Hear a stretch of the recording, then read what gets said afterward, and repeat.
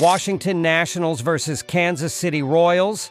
The Washington Nationals, 47-71 5th NL East, play the final game of a 3-game series on the road against the Kansas City Royals, 59-60, 3rd AL Central.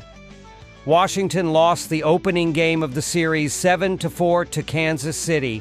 The Nationals have lost 9 of the last 12 and are 22 games behind first place in the National League East, while well off the pace for an NL wildcard.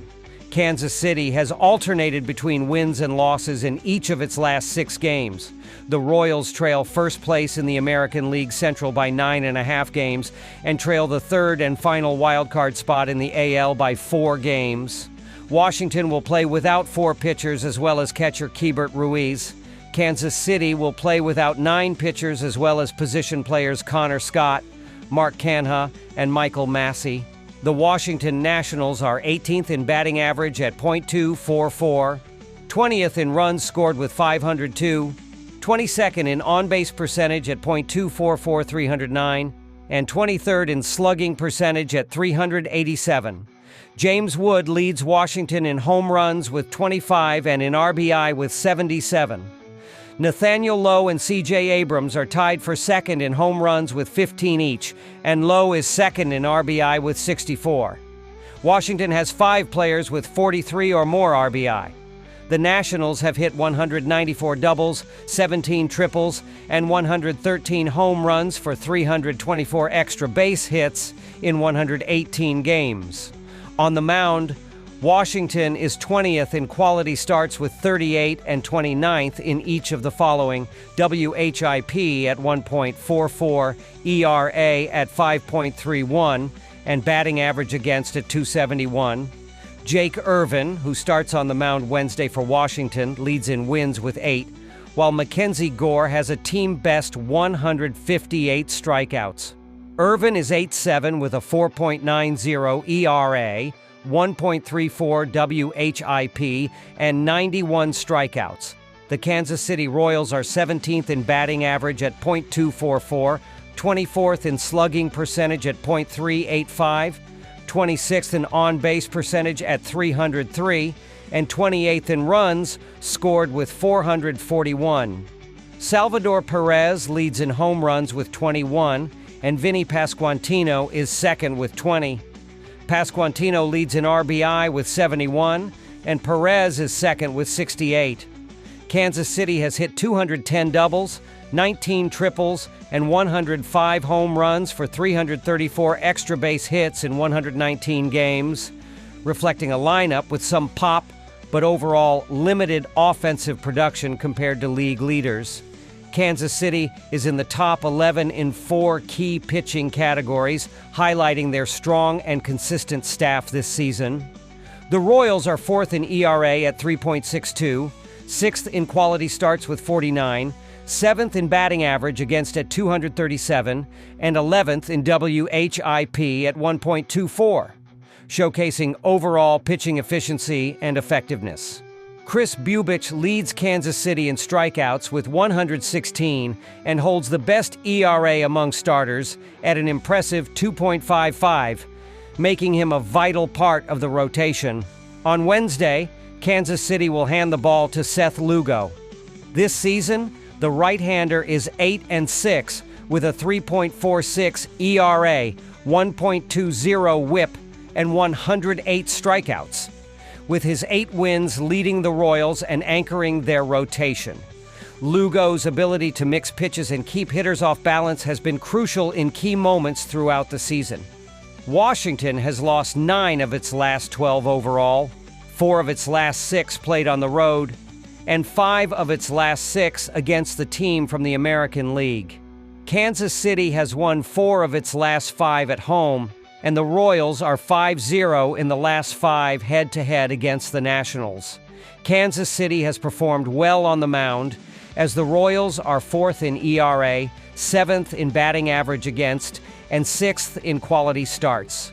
Their pitching staff has been a key reason for recent success, consistently limiting opponents to low-run totals and giving the offense a chance to win.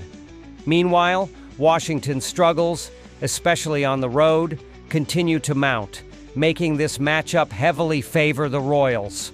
Washington has struggled at the plate this season, ranking 20th in runs scored, which has limited their ability to build leads and apply pressure on opponents. Their offensive struggles have been compounded by poor pitching performance, as the Nationals sit near the bottom of the league, ranking 29th or next to last in 3 key pitching categories, including ERA, WHIP, and opponent's batting average. Washington starter Jake Irvin has been particularly hard hit in his last 2 outings, surrendering a combined 16 hits and 8 runs over 9.1 innings pitched. These rough starts contributed to losses against Milwaukee and San Francisco, raising questions about his consistency and ability to navigate through opposing lineups. On the other side, Kansas City starter Seth Lugo was hit hard in his most recent outing, allowing 9 hits and 7 runs in a loss to Minnesota. However, Lugo showed flashes of effectiveness prior to that rough start, giving up just 4 hits and 2 runs in 4 2/3 innings in a 7-4 victory over Toronto. Both starters will need to adjust if they want to keep their teams competitive in this matchup. After analyzing both teams, my pick for this match is Kansas City Royals ML. Drop your thoughts and predictions in the comments box. Philadelphia Phillies versus Cincinnati Reds. On Wednesday, the Philadelphia Phillies will play the Cincinnati Reds at Great American Ballpark, and Philly and Cincinnati met for a 3-game series in early June. The Phillies are 6-4 in their last 10 meetings with the Reds, and the under was 6-3-1 in those 10 games. Philadelphia, 69-49 SU, 62-56 RL, and 51-62-5 OU, swept Texas in its previous series. The Phillies are 8-2 in their last 10 games. The under went 6-4. Philly is turning to lefty Christopher Sanchez on Wednesday against Cincy. In his last outing, the 28-year-old held the Rangers to 1 run and 6 hits in 6 innings.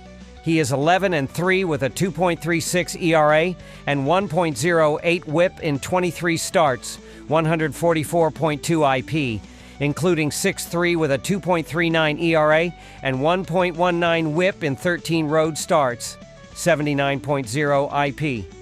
The Mets may have garnered more off-season hype, but bettors can't overlook the Phillies. They have one of the best lineups in MBL, with all-stars littered on the field. Philadelphia has been tough to beat at home, compiling a 37-21 record, and in night games, 46-28, but it hasn't been as dominant on the road, 32-28.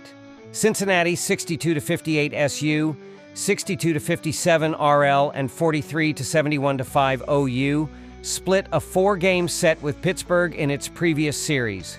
The Reds are 5-5 in their last 10 games. The under was 8-2, showing some inconsistency, but maintaining strong defensive efforts overall. Cincinnati will start right-hander Hunter Green tomorrow versus Philadelphia.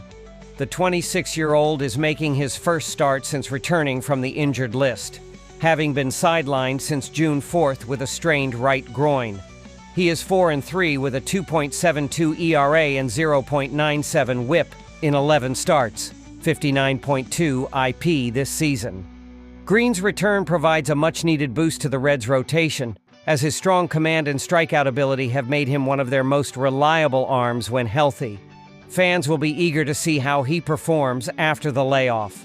Veteran manager Terry Francona takes over in Cincy this season, heading a budding team featuring a solid starting rotation and a superstar talent in 23-year-old shortstop Ellie De La Cruz. With a nice mix of starting arms and a powerful lineup, 11th in runs scored, the Reds have a playoff-caliber squad that is showing steady improvement. Francona's leadership and experience should help guide this young team through the challenges of a long season, as they aim to contend in a competitive division. Bettors should anticipate a pitcher's duel on Wednesday. Given Sanchez's momentum and the Reds' lack of production against Southpaws, I expect a quality start from the Phillies starter. While I won't predict a lights-out performance by Green given his subpar showings in his rehab starts, those aren't always great indicators of future success. He was locked in before his injury, holding his previous 6 opponents to 7 combined runs, and still has star potential in my opinion. The Phillies are a much less potent offensive team on the road, 18th in scoring, than at home, 6th as well. This disparity could influence the game's pace and scoring opportunities, especially if Green manages to find his rhythm early. The battle between 2 talented pitchers, coupled with the Phillies' relative offensive struggles away from home, suggests a low-scoring affair where every run will be at a premium. Cincinnati's stats against southpaws are discouraging, especially against a pitcher of Sanchez's caliber.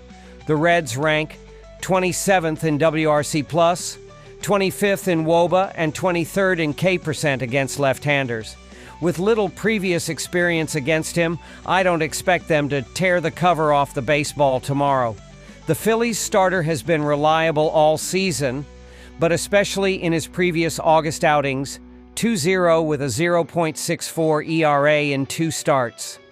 Sanchez's ability to mix pitches and keep hitters off balance has been impressive, limiting hard contact and inducing weak swings.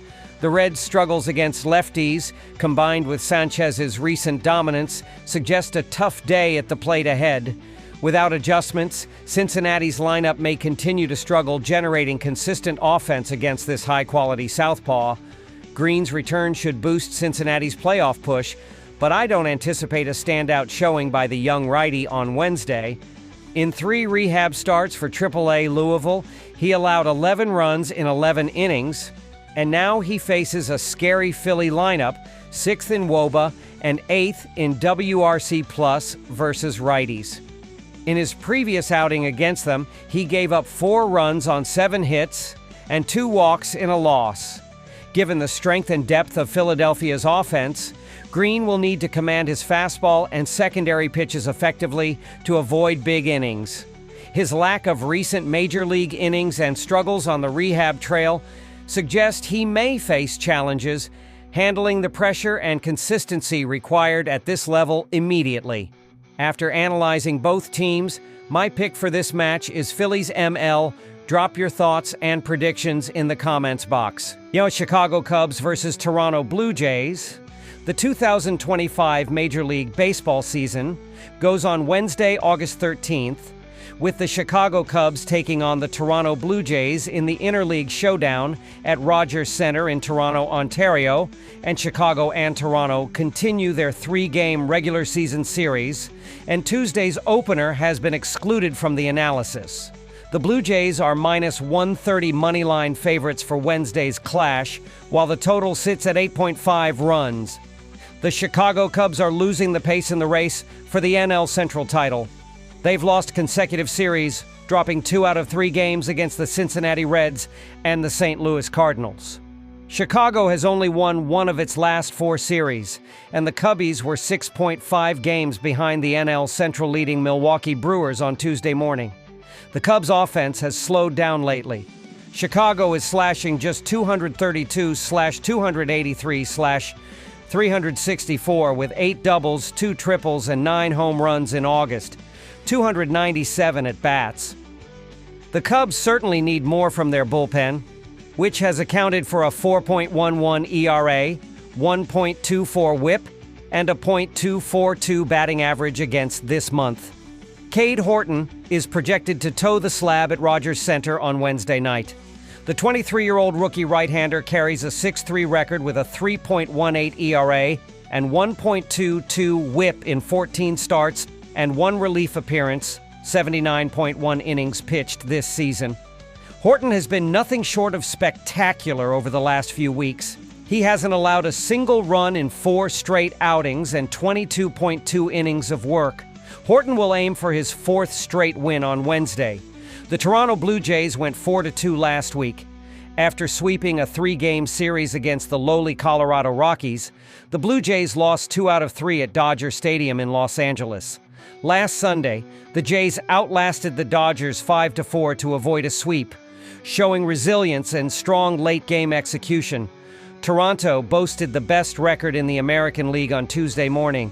The Blue Jays are slashing a robust 320/376/564 with 21 doubles, 2 triples, and 19 home runs in August, 337 at-bats. Their bullpen has compiled a troublesome 5.70 ERA, 1.50 WHIP, and a 2.07 batting average against so far this month. Despite some struggles out of the bullpen, the team's powerful offense and consistent production at the plate have kept them competitive and positioned well for the stretch run. Their ability to score in bunches and get key hits in clutch situations continues to make them a tough opponent for any team. Kevin Gausman is expected to get the starting call on Wednesday night.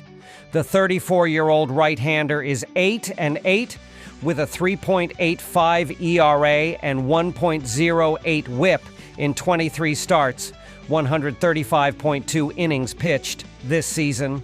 Last Wednesday, Gausman threw 7 innings of 1 run, 3-hit ball in a 21 dismantling of the Rockies at Coors Field. Known for his ability to mix pitches effectively and maintain strong control, Gausman has been a consistent force in the rotation.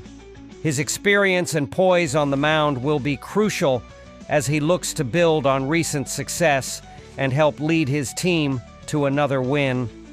Gausman is 3-3 with a pedestrian 6.10 ERA in 6 career starts and 1 relief appearance against the Cubs, though he hasn't faced them since 2022.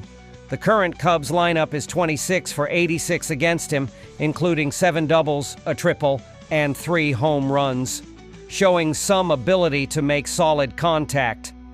While Gausman has had mixed results in these matchups, his experience and adjustments could help him keep the Cubs' offense in check this time around if he can locate his pitches effectively and limit hard contact. I'm backing the Blue Jays to put an end to Cade Horton's ridiculous streak. The Jays have been destroying right-handed pitchers over the last 10 days, posting a 1.011 OPS and an impressive 178 WRC+ in 226 plate appearances. Horton will have a mountain to climb in this matchup, and after throwing 22.2 scoreless innings in a row, I expect him to finally allow a few runs in Toronto. The Jays' powerful lineup, featuring multiple hitters in strong recent form, should challenge Horton's command and test his endurance early in the game, making it difficult for him to maintain his spotless run of pitching dominance. The Cubs have struggled to hit the righties this month, tallying a .642 OPS and 80 WRC+. Their inability to make consistent contact and generate power against right-handed pitching has limited their offensive output, making it difficult to build momentum in games. Kevin Gausman hasn't allowed more than a run in 3 of his previous 4 starts, so he should give the Blue Jays a chance. His command and ability to induce weak contact have been key factors in his recent success. If Gausman continues this level of performance, it will be tough for the Cubs to generate enough runs to stay competitive in this matchup. After analyzing both teams, my pick for this match is Toronto Blue Jays ML. Drop your thoughts and predictions in the comments box. Tampa Bay Rays versus Athletics. The Tampa Bay Rays take on the Oakland Athletics as both teams aim to salvage challenging seasons.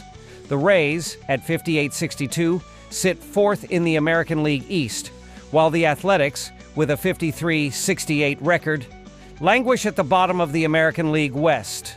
The Rays are enduring a tough year, but remain in the wild card chase, hoping to gain momentum. Drew Rasmussen starts the upcoming game, looking to extend a strong season. He's allowed just 33 runs, over 111 innings, with 97 strikeouts. His .385 expected opponent slugging percentage, 5.6% barrel rate, and 3.47 expected ERA show he's inducing weak contact and stifling run production. Rasmussen's dominance is complemented by a solid Rays lineup averaging 4.48 runs per game. Jonathan Aranda is hitting .316/399/478 with 12 home runs and 171 total bases, while Junior Caminero boasts a 262.30, 1.529 line with 33 home runs and 246 total bases. Brandon Lowe adds a 273/321/495/line, 23 home runs, and 181 total bases, while Yandy Diaz and Danny Jensen contribute 31 home runs and 294 total bases, making the Rays' offense formidable and capable of overpowering even elite pitching staffs. The Athletics, struggling and likely to finish last in their division, rely heavily on JT Ginn to shine on the mound and give them a fighting chance in competitive matchups. Ginn has allowed only 26 runs in 53 innings, striking out 58 batters with an impressive mix of command and late movement on his pitches. His .229 expected opponent batting average and 26.0% strikeout rate highlight his ability to overpower hitters, while a 3.59 expected ERA underscores his effectiveness in keeping games close even against high-powered lineups. Ginn's strong outings are vital for Oakland's young pitching core, serving not only as a source of stability in the rotation, but also as a model for the club's developing arms. If he can continue to miss bats and limit hard contact, he could emerge as one of the few bright spots in an otherwise difficult season for the A's. The Athletics lineup supports Ginn, averaging 4.43 runs per game, which gives him a decent cushion in most starts. Nick Kurtz leads the way with an impressive .304/386/.626/line, 23 home runs and 181 total bases, showing both power and plate discipline. Shea Langeliers delivers a solid .276/323/549 line with 24 home runs and 185 total bases, providing consistent middle-of-the-order production, while Brent Rooker has been equally dangerous with a .275/347/500 line, 24 home runs, and 236 total bases. Tyler Soderstrom and Jacob Wilson add a combined 32 home runs and 364 total bases, giving Oakland a potent offensive mix that can strike quickly and put pressure on opposing pitchers. Even though the A's offense can be streaky, the combination of power throughout the lineup and a balanced left-right batting order makes them a threat to score in bunches. With both teams showcasing strong starting pitching, a low-scoring game is likely. Ginn's 26 runs allowed in 53 innings and Rasmussen's 33 runs in 111 innings suggest both pitchers can control the opposing lineups. Rasmussen's ability to limit contact and pile up strikeouts will challenge Oakland, while Ginn's dominance aims to quiet the Rays' bats. The under is a strong bet given these pitching performances, especially considering that both teams have struggled to produce big offensive numbers recently. Oakland ranks near the bottom of the league in batting average and on-base percentage, while Tampa Bay has been inconsistent at the plate in its last 10 games, further supporting the case for a tight, low-scoring contest. The Athletics' ongoing struggles stand in stark contrast to the Rays' determined push for an AL wildcard spot, making this series an important one for Tampa Bay. The Rays' offense, averaging 4.48 runs per game, has been consistent and opportunistic, and they appear poised to challenge Oakland's pitching staff from the very first inning. Standouts like Junior Caminero and Brandon Lowe, backed by a disciplined and deep batting order, are capable of grinding out long plate appearances, forcing mistakes, and capitalizing on scoring opportunities. Tampa Bay's lineup also features multiple players with speed and gap power, which could put additional pressure on Oakland's defense. On the mound, Drew Rasmussen is expected to deliver multiple strong innings using his command and swing-and-miss stuff to keep Oakland's offense quiet. If he hands a lead to the bullpen, Tampa Bay's relief corps, one of the more reliable groups in the AL, should be able to close the door. Given the difference in recent form, offensive production, and overall depth, the Rays are deservedly favored to secure a convincing road win and strengthen their postseason positioning. After analyzing both teams, my pick for this match is Tampa Bay Rays, Drop your thoughts and predictions in the comments box.